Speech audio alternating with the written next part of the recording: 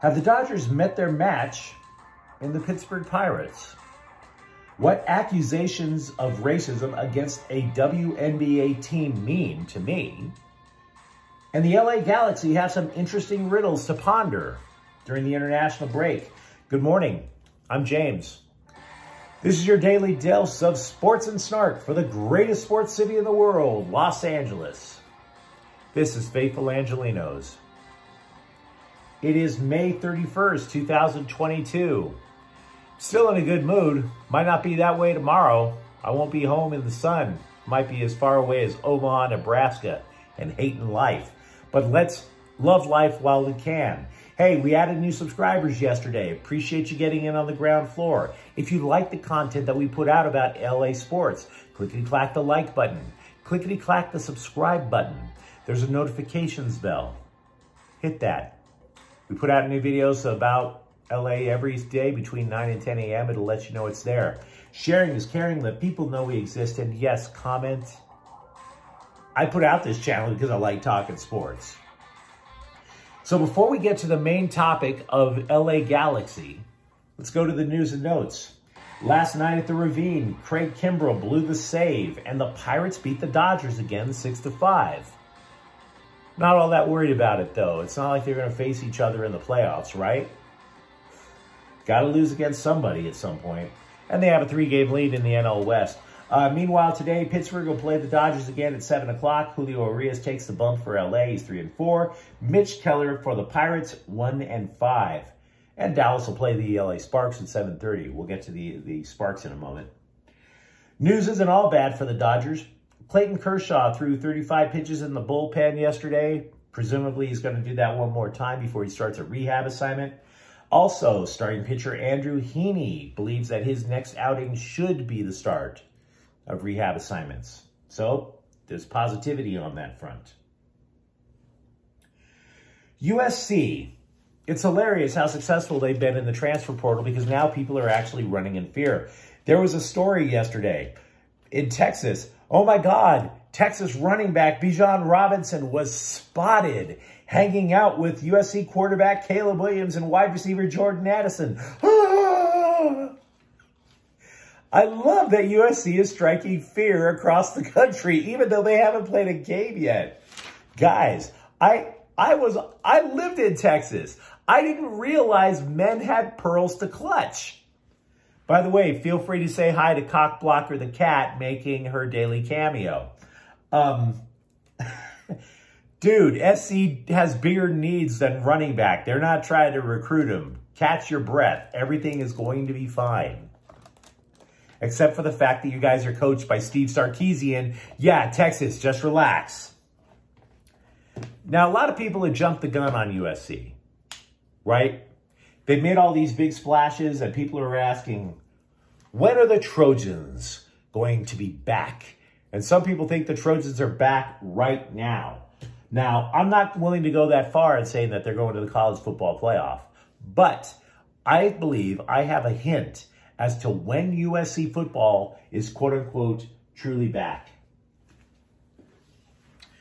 And that's when somebody's going out wearing this jersey. You see, Lincoln Riley is not a stupid man. You don't coach at a place like Oklahoma and not learn the lay of the land, what traditions those college teams have.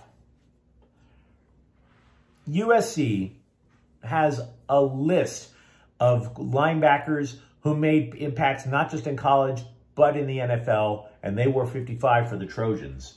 That is a sacred number to the Cardinal and Gold. Now, they do have good linebackers. They've done some work. I'm not saying they have a good defense, but their linebackers are pretty solid now. Could it be Shane Lee? Could it be Eric Gentry, the freshman All-American who transferred in from Arizona State? Romello Height? Carson Tabaracci? We have no idea. But the moment you see that happen, if you're a Trojans fan, get excited. Because that means Lincoln Riley thinks the Trojans are back. Now, yesterday, a bunch of media outlets came out, and then they reported that the Sparks center, Liz Cambridge, allegedly used a racial slur while the Australian national team was preparing for the Summer Olympics. They also reported that the Sparks are quote-unquote cool with what they heard from Cambridge and that they're going to drop the matter. Okay? But here's my problem. This incident was kept under wraps for an entire year in the American press. I'm the one who told you about it because I did a simple Google search. I went and looked online and saw that it happened overseas. I do not break scoops. I can't do that from a damn YouTube channel, right? 11 months that thing was kept under wraps. Now, the question is, can you name any other sport in the United States where racial slurs would not get mentioned for almost an entire year in the national press? Can you name one? Right? You can't. Even NASCAR, the so-called pinnacle of white privilege, right? Bubba Wallace accused NASCAR of racism because he thought he saw a noose hanging from a garage door. And then, of course, everybody was like, no, dude, you grabbed the thing and you pulled the garage door down. Even in foreign countries, not all foreign countries, but some, such as the Premier League, players kneel before the game in a protest. They want to stop racism, inhumanity. And the WNBA, they fashion themselves as this ultra-liberal league, you know, female empowerment and all that stuff. And then there's an accusation of racism. Oh, no, nothing to see here. Not a thing. We see nothing. And my problem extends to the American press. See, I used to be a newspaper reporter. I think some of you guys already knew that. I told you about this before the LA Times. I told you about this before ESPN. And who the hell am I? I'm just a jackass with a YouTube channel.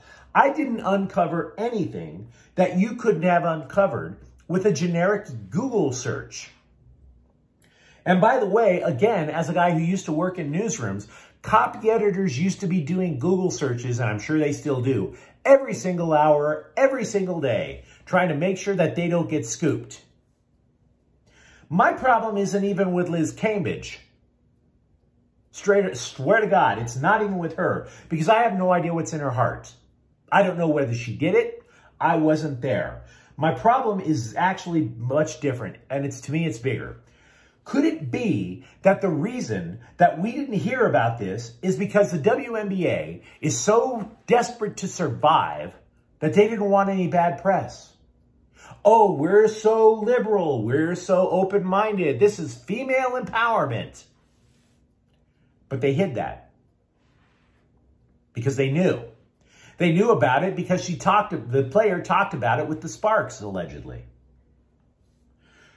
Could it also be that the national press has such a passion for the matriarchy, that the future is female, that ESPN has a website specifically dedicated to women's sports and the struggle of women in sports? Is it possible that they are so invested in femininity being so great that they look the other way? See, in his book, The Canterbury Tales, which you can get at any Barnes & Noble or library, Geoffrey Chaucer postulated that women don't want to be equal to men. They want to be superior. Honestly, if that's the case, fine. We all want things. We all want to reach for the brass ring. I get that. But if that's the case, you have to face up to your own bad news too. The greatest people in the world, male or female, eventually their warts do get exposed. That is my problem. The national press and the WNBA tried to cover up accusations of racism. If it was against any man, that would have been front page news. Now let's talk soccer. We are at the beginning of an international break in soccer, which I love. I do. If you ever have a chance to go to see international soccer, I really believe you should go because we put all of our complaining about our national things aside. You know, the U.S. men's and women's national soccer team is a kind of place where, you know, you could be a Trump supporter, a Biden supporter, you put all that mess to the side, and you have a beer, you enjoy each other's company. It's just camaraderie. It's a beautiful thing. But in this break, the LA Galaxy have at least 2 interesting questions that they need to address. Now, LAFC has an interesting question too, but that's about whether Carlos Vela extends his contract, and we don't have any news on that. So the first question for the Galaxy, what do you do with Dejan Joveljic? See, he scored twice on Sunday, and he vaulted himself with those 2 goals to number 2 in scoring for the team. Behind, he has 3, Chicharito has 6. But the problem is this, he tends to be the guy who subs in for Chicharito. They don't line up next to each other on the pitch usually. As a result, Joveljic has played a fewer than 1/3 of the minutes that designated player Douglas Costa has. And Costa has only 2 goals. And I do realize that Galaxy fans kind of want to cut designated player Kevin Cabral a little slack because he scored against LAFC in the U.S. Open Cup. But Cabral has played 800 minutes and has yet to score a single point. This team has a profound difficulty putting the ball in the net. So Joveljic could be an answer to that. But how do you keep the offense up and maintain your defense? You see, the Galaxy, they started the year in a 4-2-3-1. The 2 were 2 defensive midfielders to help the back line. And it worked. Then LA switched to a 4-3-3, and then they exposed the defense. Manager Greg Vanney is acknowledging Joveljic as a difference maker. But if he chooses to add Joveljic to the starting lineup, it leads to many more questions. You just can't pull Chicharito. That's not happening. But if you have 2 forwards up front, now you have to break the 4-2-3-1 formation. How do you do it? There's a possibility of a 3-5-2 with 5 midfielders, but anything that doesn't start with a back line of 4, I have a personal problem with. See, I believe the back line is like the foundation to a solid house. So possibly then, if you start Joveljic, do you have a 4-4-2? And then maybe what you do is you take those midfielders, and instead of having 4 midfielders in a line, maybe you have them in a diamond formation, which is funky, I admit, but at least you have 1 defensive midfielder in the back to help out the back line. And then who gets benched? Is it Cabral? Costa? Maybe not. Maybe you punish one of the defensive midfielders who helped you out on defense. All of these are interesting questions to me. The other big topic about the Galaxy is, will Chicharito make his return to the Mexican national soccer team? See, he's El Tri's all-time leading scorer, but he hasn't played for them since 2019. There was a falling out between him and Tata Martino, the team manager. We detailed it in a prior clip. But Mexico has great difficulty scoring. There was apparently a conversation between the 2 of them last week, and it was the first time that they had spoken in 2 years. It also included an apology from Chicharito that Martino had wanted. The reason this matters to the Galaxy, and believe me, they'll let him play for El Tri. They know what it means to him. They want him to be happy. And they also know what it means to the Latinos, the Mexicans, frankly, in LA. It means a lot to them, too. But Chicharito turns 34 tomorrow. Mexico plays as many as 4 matches this month as it tunes up for the World Cup. It would be better for an injury-prone 34-year-old to rest.